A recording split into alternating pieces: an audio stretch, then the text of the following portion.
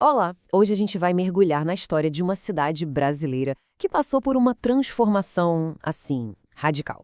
Uma cidade que já foi um símbolo de estabilidade, mas que precisou encarar um dilema enorme. Como seguir em frente quando o seu principal pilar simplesmente desmorona? E para começar, vamos direto ao ponto com uma pergunta bem prática que mexe com o bolso de muita gente. Com o salário inicial daqueles de começo de carreira, dá para viver em Volta Redonda, uma das cidades industriais mais importantes do Brasil? A resposta, olha, não é muito animadora. Os dados mostram que, na verdade, falta dinheiro.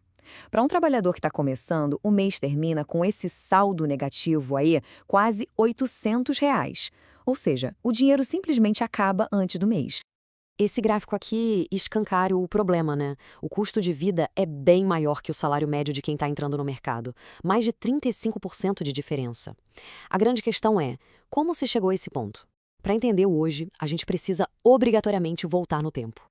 Então, vamos fazer essa viagem porque Volta Redonda, nossa, era um lugar completamente diferente. Ela era o que a gente chama de cidade-empresa. Pensa assim, uma cidade inteira que literalmente girava em torno de uma única companhia, a gigantesca siderúrgica CSN, que na época era estatal. E essa relação era tão, mas tão profunda que a empresa ganhou um apelido, CSN Mãe. É isso mesmo, uma mãe, porque ela cuidava de praticamente tudo na vida do trabalhador e da sua família. E não era pouca coisa, não. A empresa fornecia a casa, construía os hospitais, as escolas, patrocinava os clubes de lazer, até as igrejas. Sem falar nos benefícios, como salário-família, participação nos lucros. Tinha até uma comissão que se reunia para reajustar os salários de acordo com o custo de vida. Era um mundo de segurança quase total. Só que esse sistema, que parecia a coisa mais sólida do mundo, estava com os dias contados. Uma reviravolta estava prestes a acontecer. A coisa começou a mudar lá nos anos 80, com a crise econômica no país apertando as contas da CSN. Em 88, uma greve muito violenta já mostrou que a relação não era mais a mesma. E aí, em 1993, veio o grande marco. A CSN foi privatizada. E isso mudou absolutamente tudo. Na época, usaram uma expressão muito forte para descrever o que aconteceu: o corte umbilical. E foi exatamente isso, sabe?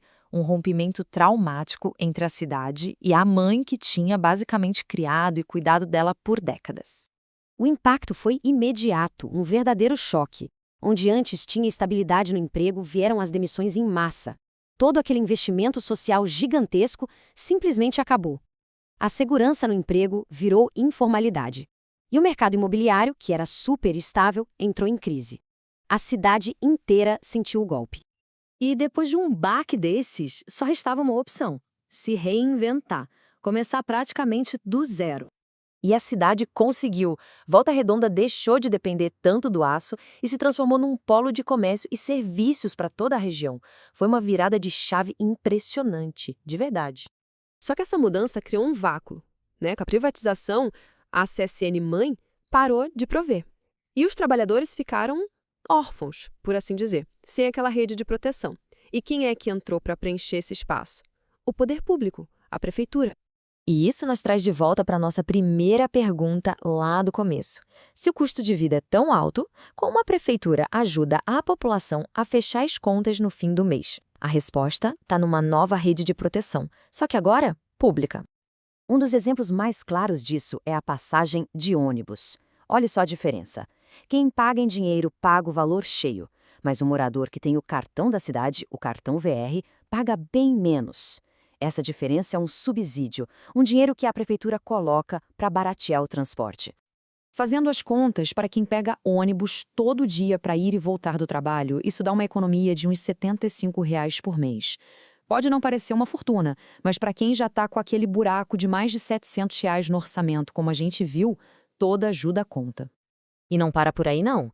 Essa nova rede de proteção tem outras coisas, como o programa Viaje Mais, que permite pegar um segundo ônibus sem pagar a ultrapassagem, e a tarifa social de energia, que dá um desconto bem grande na conta de luz para famílias de baixa renda.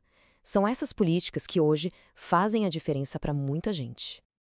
Então, no fim das contas, a grande troca que Volta Redonda fez foi essa. Saiu de um modelo de altíssima segurança, mas pouquíssima autonomia, onde a CSN-mãe mandava em tudo, para uma nova realidade de muito mais autonomia individual, mas com uma segurança econômica bem menor.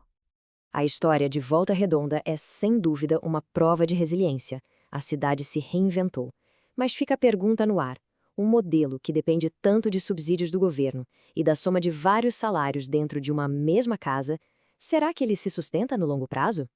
É uma questão que fica aberta e da resposta dela depende o futuro da cidade.